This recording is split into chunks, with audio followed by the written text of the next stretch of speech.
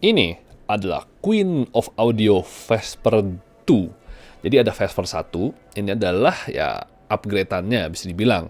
Gue sendiri itu baru pertama kali mendengar nama brand ya Queen of Audio dan pertama kali denger Vesper 2. Jadi gue nggak pernah coba Vesper 1. Mereka cukup berani ya bisa dibilang karena menamakan dirinya itu sebagai Queen of Audio. Oke, ini gue baru sempat nge-research pas lagi edit ini bahwa Queen of Audio itu adalah sub-brand dari Kinera, di mana Kinera tuh cukup terkenal di bagian kabelnya.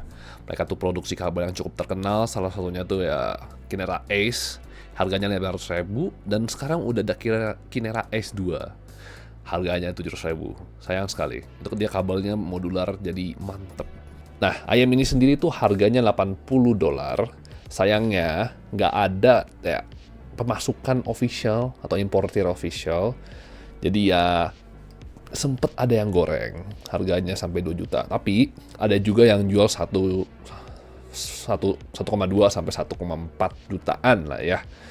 Nah, jadi dia tuh saingannya seperti ya Trutir Hexa atau seperti Moondrop Aria atau Aria 2 gitu ya. Nah, terus gimana ayam ini kalau disandingkan dengan mereka? Menurut gua sih ya tanding menanding juga bisa dibilang ya. Tapi kita mulai review ini dengan boxnya dulu. Ini adalah boxnya, dimana ya buat gue sih gimana ya, warna biru. Gue suka biru, jadi ya gue suka ini. Ya sangat simple, dibuka ke atas dan ada boxnya di sini ya. Apa? Casing. Ini casingnya ya cukup oke, standar sih. Ya sama ini yang kemarin gue ngomongin. Dia punya plastiknya yang ada locknya, apa sih lock. Jadi enak, ini bisa dipakai, nggak kayak yang kemarin ya. Kalau misalnya mau gue bilang.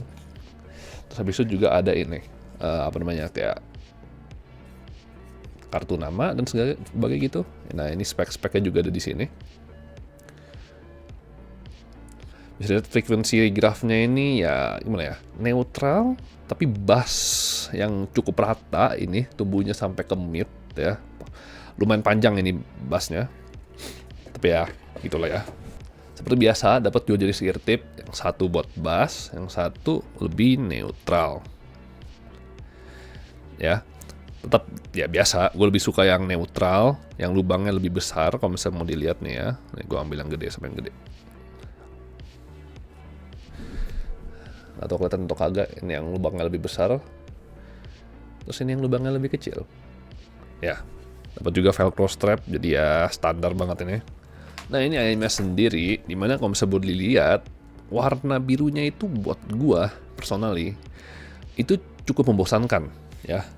Kalau misalnya dibandingkan sama boxnya, kalau misalnya lu lihat sendiri boxnya, ini jauh lebih menarik warna birunya karena ya nggak ada terangan di sini biru, di sebelah sini, ya colorful lah ya. Sedangkan ini marblingnya tuh kelihatan lebih membosankan dan tidak sparkly dan sebagainya gitu. Rada kalau orang bilang tuh rada dull ya. Nah dia punya nozzle sendiri itu rada gampang kekecilan buat gua sama ear tipnya. Jadi ini sering nyangkut di kuping gua kalau misalnya gua ambil kekencengan, cukup ngeselin. Bilang aja cukup ngeselin karena harusnya nggak kayak gitu kan ear tip ya. Gampang banget sumpah keluarnya ini. Kalau misalnya lihat ini ya, kabel sendiri bisa gue bilang cukup bagus, cuman tetap saja disayangkan tidak ada 4.4 balance. Jadi ya sayang sekali itu. Zaman sekarang gitu 1 juta masih belum ada 4.4 balance, tapi ya oke lah, nggak apa-apa.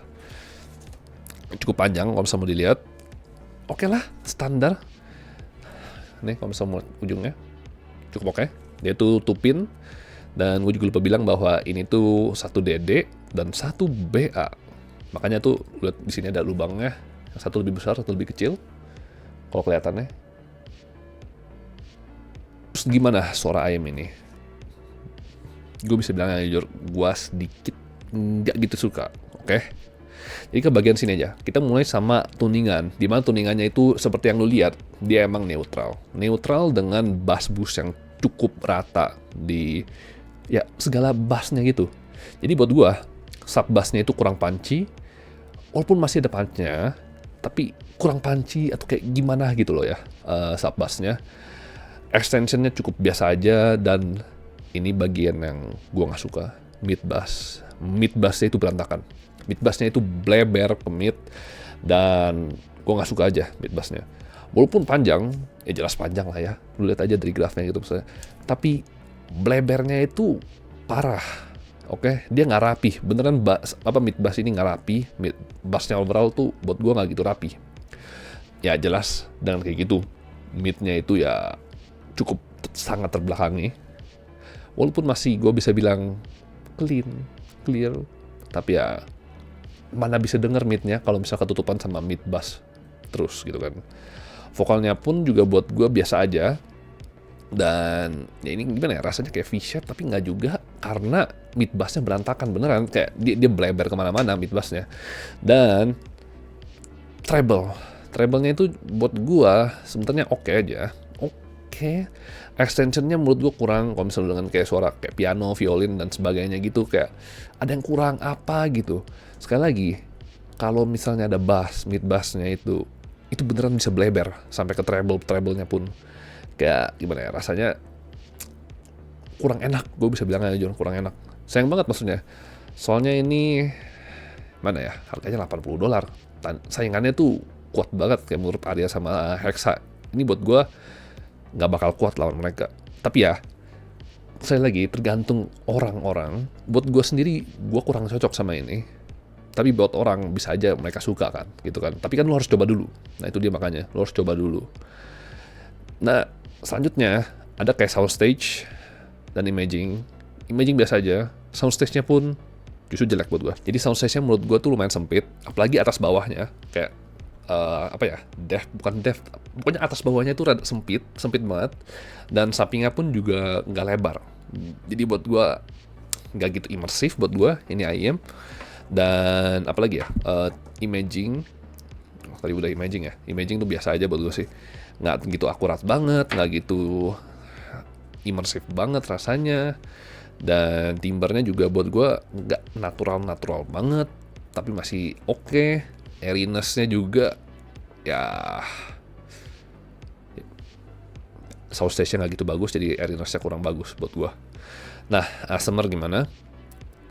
Oke, karena sub bass-nya setidaknya masih ada nendang dan segala, masih ada angin-anginnya dan segala gitu. Cuman buat gue tetap aja biasa aja, karena ya ini suaranya overall biasa aja gitu loh maksudnya.